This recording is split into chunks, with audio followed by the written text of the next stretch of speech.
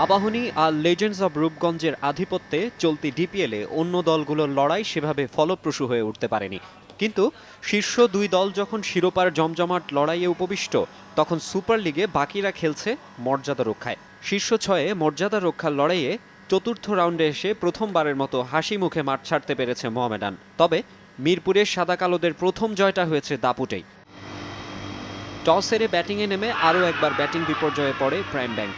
সাদা কালোদের স্পিন ভেলকিতে দলীয় ৪৯ রানে টপ অর্ডারের ৫ ব্যাটসম্যানকে হারায় তারা। আবারও হাল ধরেন অলোক কাপালি। ইনিংস সর্বোচ্চ ৪৩ রান করেন তিনি।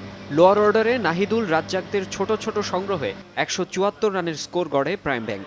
সাকলাইন সজীব ৪টি ও সোহাগ গাজী নেন ৩ উইকেট। জবাবে ভালো সূচনা পায় মোহামেডান। লিটন দাস ৩২ রান করে ফিরলেও 50 তুলে নেন আব্দুল মজিদ। তার বিদায়ের পর দ্রুতই ফেরেন ইরফান শুক্কুর। তবে বাকি পথ নির্বিঘ্নেই পাড়ি দিয়েছে মঞ্জুরুল ইসলামের দল। রাকিবুলের অপরাজিত ৫২ ও তুষার ইমরানের ২২ রানে ১৫ ওভার হাতে রেখে লক্ষ্যে পৌঁছায় মোহামেডান। এদিকে বিকেএসপিতে শিরোনাম সাইফ হাসানের সেঞ্চুরি। লিস্ট এতে তার ক্যারিয়ার সেরা অপরাজিত ১৪৮ রানের ইনিংসে শেখ জামালের দেয়া ২৪৪ রানের টার্গেট সহজেই পেরিয়েছে প্রাইম দোলেশ্বর। টস হেরে ব্যাটিংয়ে নামা জামালের হয়ে তানভীর হায়দার ৬৯, রাকিন আহমেদ ৩৮, নুরুল হাসান সোহান ৩৬ ও ইমতিয়াজ হোসেন করেন ৩৩ রান। আসরের শীর্ষ উইকেট শিকারী ফরহাদ রেজা ও তাইয়ুবুর রহমান ৩টি করে উইকেট নেন।